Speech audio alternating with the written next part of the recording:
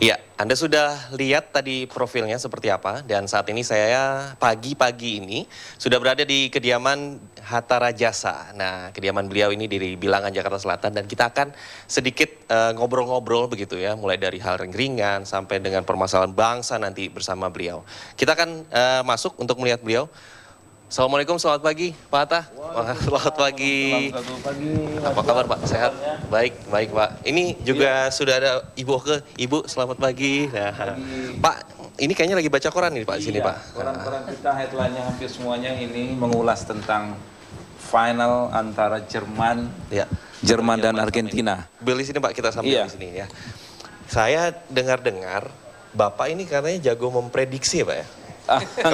Kemarin itu soalnya beberapa kali kita lihat di internet itu Kroasia sama Brazil 3-1 ternyata cocok. Betul. Terus kemudian semifinal juga Pak, Brazil, Jerman, Belanda itu cocok. Itu apa Pak rahasia Pak? Iya, saya sebetulnya senang sekali bola dan saya melihat rekodnya. Iya. Dan kalau kita lihat dari tim yang berlaga itu memang kekuatan Jerman, Argentina, kemudian Brazil dan Belanda itu kita lihat lebih dibandingkan yang lain. Jadi prediksinya sebetulnya lebih bisa kita pastikan gitu. Kira-kira begitu. Oke, Pak. Nah, itu berarti kalau Bapak sendiri jagoannya siapa sih Pak sebenarnya Pak? Saya sebetulnya jago saya Brazil, tapi kemudian pada waktu melawan Chile, saya sudah melihat, wah ini berat. Kelihatannya dengan permainan di belakang yang seperti itu, pertahanan yang sangat rapuh, saya agak kecewa. Oke, siap. Itu terkait bola Pak. Tapi jangan buat taruhan ya Pak ya. Oh enggak. Ini juga ada Ibu, mohon izin Ibu bisa bergabung di sini Bu, di tengah bersama kita Bu. Nah, di sini Bu. Nah, ini di sini boleh Ibu. Oh iya. Di sini.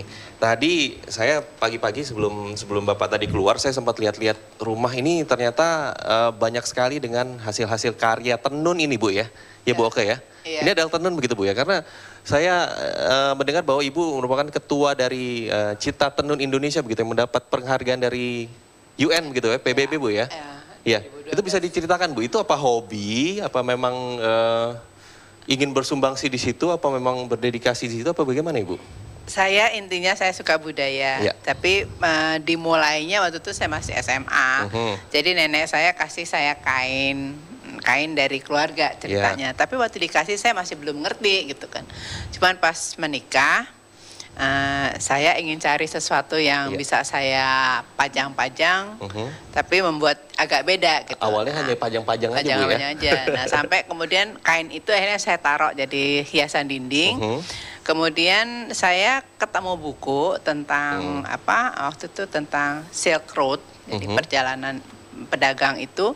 Nah saya lihat, oh ternyata cerita kain ini jadi menarik gitu. Akhirnya saya jadi mulai suka tenun. Pilihan saya tenun waktu itu. Akhirnya sampai mendapatkan penghargaan begitu ya dari PBB, artinya ada sumbangsi dan dedikasi Ibu yang baik di sini Bu. Iya, karena kita melakukan. Jadi kalau yang ini Mas, ini kan sudah lama. Baju salah satu ini itu dipakai dari ibu mertua saya. Oke, baik. Jadi terakhir yang pakai tuh adik kami yang paling kecil pada waktu menikah gitu. Tapi anak saya nggak sempat pakai. Jadi gitu kira-kira. Nah ini kalau Ibu cerita terkait dengan tenun Pak. Nah saya jadi ingat mungkin para pemirsa di rumah mungkin juga sedikit begitu yang mengetahui bahwa ternyata Pak Hatta ini suka membuat buku nih seperti ini. Coba saya, nah ini dia. Ini buku yang dibuat oleh Pak Hatta. Jadi ternyata selain kesehariannya itu, Pak Hatta juga membuat buku dongeng begitu Pak ya? Betul sekali Mas Juan. Dongeng anak-anak ini Pak ya? Betul. Jadi memang ceritanya saya sejak kecil, ibu saya senang mendongeng. Saya manggil ibu saya itu emak. Emak saya sering mendongeng ya, hampir setiap hari mendongeng cerita-cerita tentang keberanian, kejujuran, ya tentang kesetiakawanan.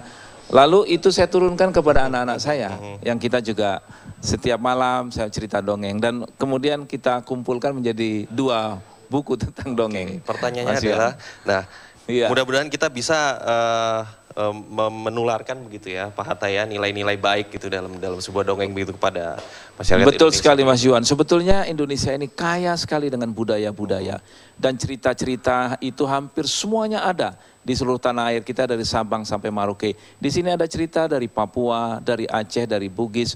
Semua cerita itu adalah tentang kepahlawanan, keberanian, kejujuran, kesetiakawanan, sehingga membentuk karakter anak-anak kita menjadi karakter-karakter yang baik, yang betul-betul mereka memiliki katakanlah sikap-sikap keberanian, kejujuran, kesetiakawanan, dan itu sangat baik sekali nanti di dalam masa pertumbuhan dewasanya. Bayangkan saya masih kecil gitu, ibu saya bercerita, imajinasi saya berkembang. Ya, baik, gitu. Baik Pak Hatta, mudah-mudahan akan seperti itu nanti ke depannya begitu Pak ya. Mudah-mudahan ya. Setelah ini Pak, saya tertarik untuk melihat salah satu ruangan yang biasa Bapak berlama-lama di situ Pak ya, ruang perpustakaannya Pak ya. Kita sambil ke sana, tapi monggo Ibu juga silakan kita sama-sama Bu. Ini adalah ruangan, tapi kita akan berbincang lagi setelah jeda berikut ini. Tetap bersama kami. Ya, kembali di Apa Kabar Indonesia akhir pekan, dan kita kembali akan melanjutkan perbincangan dengan Bapak Hatta Rajasa, ada Ibu Oge di sini juga. Dan kita saat ini tengah berada di salah satu ruangan. Tadi kalau Pak Hatta bilang ini tempat berlama-lama beliau di sini, yaitu tempat perpustakaan di mana sudah terisi banyak. Ini berapa banyak ini Pak buku yang koleksi Bapak ini di sini? Iya, ini sebagian dari koleksi saya sudah sejak tahun 80-an, jadi banyak sekali. Di atas ada perpustakaan juga. Dan banyak lagi di peti karena tempatnya nggak cukup. Oh, jadi segini aja masih belum cukup ini Pak ya? Tempatnya nggak cukup ya. Saya mimpi satu saat saya mau bikin library untuk umum nanti. Apa sih Pak salah satu buku favorit Bapak misalnya di sini yang ada? Iya, saya menyenangi yang pertama itu tentu cerita-cerita tokoh-tokoh atau biografi dari tokoh-tokoh besar dunia. Saya baca, kemudian juga cerita politik dan ekonomi juga bagian dari favorit saya. Di samping itu juga saya senang cerita-cerita fiksi. Cerita-cerita fiksi. Ada inspirasi begitu Pak ya? Betul. Oke, baik. Nah, sekarang kita akan bicara sedikit terkait dengan pasca Pilpres. Tapi saya tidak tanya ke Pak Hatta dulu. Saya akan tanya ke Ibu nih. Nah, karena Ibu kan selalu mendampingi. Ibu, ini kan Bapak ini kan berkampanye begitu ya. Bahkan sebelum berkampanye mungkin sudah bersafari begitu ya. Berkeliling dari satu daerah ke daerah yang lain. Satu hari bisa pindah beberapa kota Ibu. Bagaimana sih Bu cara menjaga beliau begitu jangan sampai sakit gitu kan? Kadang-kadang kalau laki-laki kan kalau saya Bu, kalau udah kerja aja gitu kan Bu. Gimana Bu? Iya. Jadi yang saya selalu tiap hari pasti itu ada madu. Jadi kalau pakai tehnya gulanya diganti sama madu pagi, tapi ada juga susu kolostrum yang saya kasih minum pagi, malam juga tehnya dengan madu. Jadi artinya madu itu yang utama. Tapi kalau dalam perjalanan di mobil gitu, jadi Pak Hatta saya bawain selain air putih itu jus apel yang fresh gitu. Kan. Jadi cuma untuk satu hari itu aja. Oke, baik. Jadi memang dijaga ya Pak Hatta ya. Harus jaga makanan mau tidak mau begitu Pak ya. Iya. Karena mengharuskan. Memang stamina itu penting betul, dan saya sebetulnya nggak ada vitamin macam-macam kecuali apa yang disediakan istri saya, Ibu. Ya madu itu pagi-pagi. Madu ya. Iya, itu aja. Manfaatnya ya Bu ya. Dan kalau puasa ini juga sama. Jadi sahurnya itu aja. Sama korma. Nggak makan. Iya. Baik, ini Pak Hatta berbicara terkait dengan pasca Pilpres begitu ya. Masyarakat Indonesia sudah melakukan pilihan, sudah menentukan pilihan mereka. Kita akan lihat nanti tanggal 22. Kemudian kalau Pak Hatta sendiri begitu ya sebagai negarawan, sebagai mantan menteri, kemudian salah satu tokoh di Indonesia ini melihat Indonesia ke depan. Melihat Indonesia dalam 10 hingga 20 tahun ke depan itu seperti apa sih Pak? Iya, saya sungguh meyakini bahwa Indonesia ke depan akan menjadi negara yang maju. Kita melihat tren 10 tahun yang sudah dihasilkan Pak SBY itu menunjukkan begitu banyak kemajuan bangsa ini. Kita sudah masuk di dalam negara G20, GDP kita bahkan disampaikan oleh World Bank itu sebagai 10 besar dunia dari sisi purchasing power parity.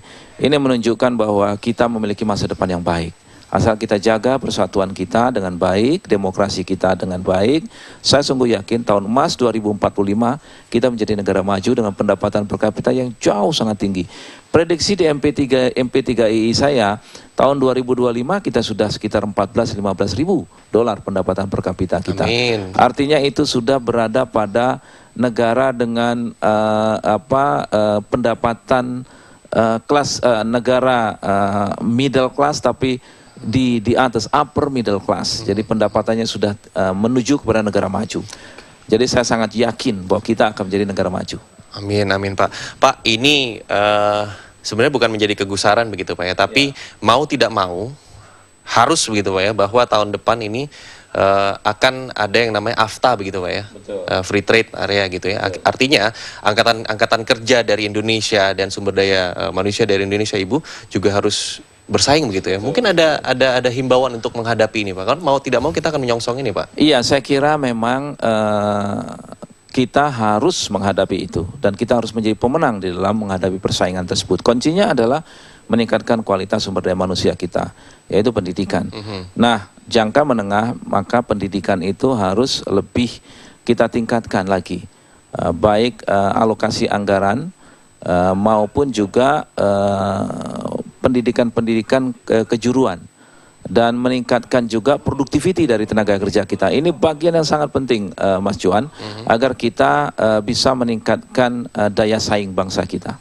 Oke, nah pendidikan itu Ibu tadi Bapak bilang, kalau Ibu sendiri melihat dari kacamata Ibu gitu yang setiap hari mendampingi Bapak begitu, kepedulian beliau itu terhadap pendidikan itu seperti apa Bu? Saya sangat setuju Mas, karena kebetulan kalau Bapak kan biasanya apa yang disampaikan pada waktu kami keluarga berbicara, dan yang saya lakukan dengan cita tenun saya, jadi kami melakukan edukasi kepada masyarakat, dia bisa membuat tenun-tenun yang disukai lebih modern gitu, tapi dia tidak meninggalkan karakter dari khas daerahnya dia. Artinya pendidikan yang kita berikan itu betul-betul keterampilan, tapi juga ada knowledge-nya, sehingga dia tahu bahwa oh pasar modern sukanya begini gitu.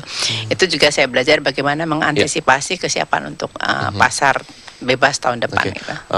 Kembali ke Pak Hatta, Pak ini melihat mungkin bermula dari kegemaran Ibu ya, memajang-majang tenun begitu Pak. Artinya begini, Indonesia itu memiliki banyak loh Pak. Banyak saya yang awam begitu, Indonesia itu memiliki banyak harta karun begitu ya, warisan budaya. Betul sekali. Kalau menurut Bapak sendiri, bagaimana sebenarnya cara untuk memajukan warisan budaya-budaya untuk Indonesia ini Pak? Karena kita mengetahui bahwa belajar dari kemarin-kemarin kan, ada yang mencoba untuk mengklaim begitu Pak. Nah, bagaimana cara memproteksi ini dan mempromosikan warisan-warisan budaya kita ke depan Pak? Iya, saya kira yang pertama itu kembangkan industri kreatif ya.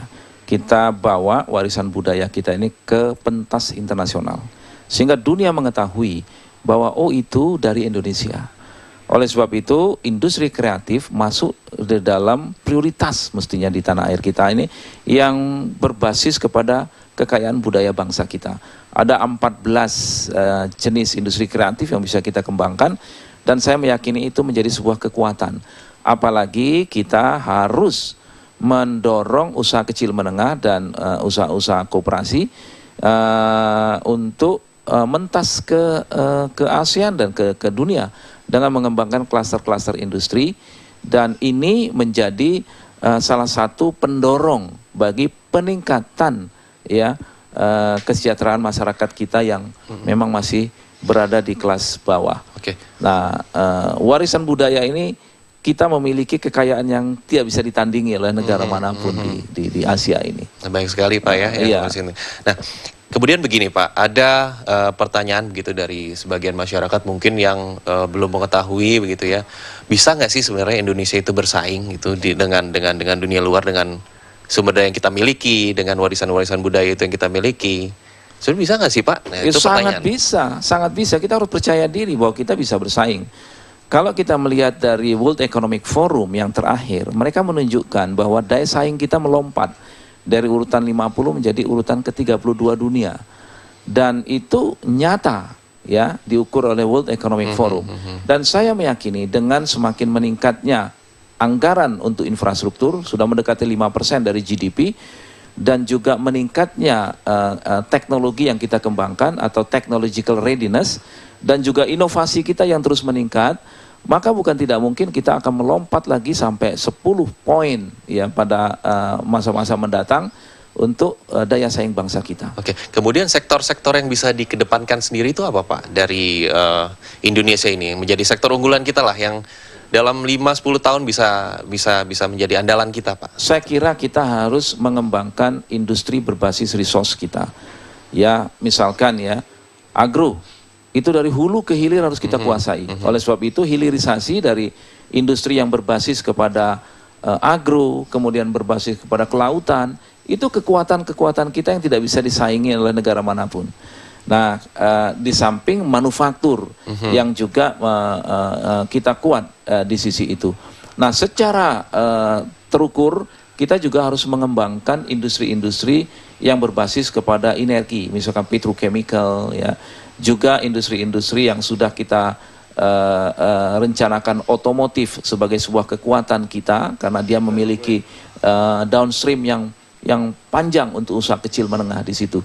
Jadi hal-hal seperti ini menurut saya kekuatan kita di samping tekstil dan juga alas kaki dan sebagainya yang merupakan kekuatan bangsa kita. Ya, jadi sekaligus ini merupakan himbauan begitu kepada masyarakat ya, jangan minder begitu Pak ya, untuk iya, kita punya kita kok bangsa yang besar, jangan. kita punya warisan budaya yang banyak kok, Betul kita sekali. punya sumber daya manusia, sumber daya alam yang banyak begitu Pak ya. Kita punya karakter ya untuk menjadi negara yang besar. Ya. Ya, jadi kalau kita abad ke-7 Sriwijaya, abad ke-14 itu 7 abad kemudian Majapahit. Nah, sekarang 7 abad lagi, abad Ya. ke-21 ya Indonesia Raya. Harus punya kebanggaan kita Pak. Betul Oke. sekali. Dan Pak Hatta, Ibu, kita akan melanjutkan sebentar lagi karena kita harus jeda sejenak. Ya, kembali di Apa Kabar Indonesia Akhir Pekan dan kita akan melanjutkan perbincangan dengan Pak Hatta Rajasa dan juga Ibu Oke di sini terkait dengan Pak, Pilpres sudah digelar begitu. Masyarakat sudah menentukan pilihan. Kita akan menentukan atau KPU akan menentukan nanti tanggal 22 Pak. Ada kekhawatiran, ini ada kekhawatiran Pak, begitu kan? Karena ada beberapa survei yang dilakukan oleh lembaga Quick Count itu berbeda Pak. Bagaimana Anda menyikapi ini? Iya, saya kira yang pertama saya sungguh berharap agar masyarakat kita tidak terbelah, kita jaga persatuan dan kesatuan bangsa kita, jaga ketertiban masyarakat kita. Quick count biarlah berbeda, tapi tetap kita berpegang kepada hasil keputusan KPU nanti tanggal 22. Apapun nanti keputusan KPU kita hormati dan jangan membuat masyarakat kita menjadi terbelah. Kita harus tetap menjaga kerukunan, kesatuan. Pilpres selesai tanggal 22 ditetapkan, ya mari kita bersatu. Ya. Mendukung siapapun presiden terpilih, kita berjalan menghadapi tantangan bangsa kita menjadi bangsa yang maju ke depan. Artinya siapapun nanti presidennya, mungkin Bapak, siapapun itu presidennya, kita tetap bersaudara dong. Harus. Tidak boleh ada perpecahan begitu Pak ya? Betul. Itu tantangan kita adalah menghadapi globalisasi, menghadapi kemiskinan di dalam negeri kita, menghadapi berbagai macam tantangan membuka lapangan kerja, dan berbagai macam tantangan-tantangan lain. Dan itu bisa kita hadapi apabila kita sungguh bersatu. Artinya begini Pak, Pilpres itu penting Pak untuk mencari pemimpin baru begitu. Tapi Indonesia juga ke depan akan menghadapi tantangan-tantangan baru begitu Pak ya ke depan ya. Betul sekali. Dan kita harus bersatu sebagai bangsa yang besar. Susah payah kita membangun bangsa kita seperti sekarang ini oleh para pendiri bangsa. Mari kita jaga, janganlah Pilpres membuat kita menjadi terbelah. Ya, Bu, kita ke Bu Oke sebentar deh. Ibu, ini kan Pilpres sudah Ibu ya. Nah, ini kan Bapak mau tidak mau kan harus terus kembali berkonsolidasi begitu ya. Ada nggak sih Bu kadang-kadang takut, aduh nih si Bapak nih terlalu ini nih nanti terlalu kerja keras atau ngomongnya terlalu keras atau bagaimana begitu Bu caranya? Enggak tuh, saya lihat Bapak malah buka-buka buku gitu, cari-cari. Pak Hatta tuh orangnya nggak pernah bisa diem Mas. Jadi, sama kayak saya Pak berarti Pak. Jadi nggak bisa diem. Jadi kayak kemarin biasanya kan ada kegiatan apa gitu, dia nggak, dia cari buku. Loh saya bilang nggak tidur, nggak istirahat, nggak nih. lagi seneng cerita sejarah siapa Timur Leng atau apa siapa ini. Jadi Membaca, saya senang membaca. Membaca, bisa Pak, ya? diam, jadi dia tetap aja baca itu jadi inspirasi gitu buat Pak Hatta. Iya, makanya bukunya banyak banget ya Bu ya. Nah itu Ibu udah nggak khawatir sama Bapak begitu ya, berarti sudah merasa safe begitu ya Bu ya, kita safe. Nah kemudian untuk ke depan, nah ada saudara-saudara kita banyak, kemudian pemilih-pemilih dari Bapak juga banyak di Indonesia ini yang mungkin menunggu himbauan dari Bapak ini terkait dengan masa tenggang nih di mana kita akan menunggu hasil dari KPU pada tanggal 22. Bagaimana Pak? Silakan Pak. Ya, saya kira yang pertama tetaplah kita menjaga keharmonisan kita, menjaga keutuhan, menjaga suasana teduh dan damai. Jangan hanya karena perbedaan quick count membuat kita menjadi terbelah, tidak baik. Oleh sebab itu, kita tunggu saja KPU, keputusannya, apapun nanti keputusan KPU, kita hormati keputusan itu. Itu institusi yang paling berwenang untuk menetapkan pemenang dari Pilpres ini dan harus kita hormati. Nah, setelah itu mari kita dukung presiden yang terpilih dan kita bersatu menghadapi tantangan kita ke depan. Ya, itu jangan membuat kita hanya karena Pilpres kemudian kita terkotak-kotak, terbelah-belah, merugi kita. Sudah begitu banyak kemajuan yang sudah kita capai, tidak boleh mundur. Kita harus terus maju ke depan menghadapi tantangan bangsa kita, membangun peradaban bangsa ini lebih baik lagi ke depan. Oke, baik. Mungkin Ibu sedikit Bu mau menambahkan? Ya, saya juga melihat rasa kebersamaan itu, terus rasa kekeluargaan, kadang-kadang juga membuat jadi berbeda pilihan, itu juga jangan sampai mempengaruhi perpecahan gitu di antara kita hanya karena berbeda itu tadi gitu. Tapi yang tadi yang makanya Pak Hatta bilang tadi, saat ini kita memang memilih, tapi nanti pada waktunya kan kita ada waktunya, kita ditentukan hasilnya, apapun hasilnya. Saya percaya itulah yang akan diberikan Allah buat bangsa ini. Gitu. Nggak mungkin Allah tuh tidur gitu, tidak melihat mana yang memang layak untuk melanjutkan apa yang sudah diberikan Allah selama ini. Jadi saya rasa kita sama-sama berserah diri, meminta kepada Allah yang terbaik, tetapi jangan juga kemudian saling mengoreksi, mengatakan kitalah yang paling benar. Amin. Ya, akibatnya betul, malah betul. terpecah-pecah. Itu bijak Bu, benar Bu. Itu setuju Bu. Ya, kita harus kembali Pak. Tapi terakhir ini saya mau tanya, skor terakhir nih Pak, final Pak nanti Piala Dunia. Iya, saya lihat ini kalau kita bercermin di 2010, Jerman mengalahkan Argentina 4-0. 4-0 ya. Oleh sebab itu saya yakin Argentina akan mempersiapkan diri untuk tidak terulang. Oke. Jadi skornya ketat sekali ini. Baik kita lihat nanti final Pak ya. Oke, baik. Terima kasih Pak Hatta, selamat pagi. Terima kasih Ibu. Terima kasih, Terima Mas. kasih. Terima kasih. Kita akan kembalikan ke Wisma Nusantara. Sudah ada Ventin.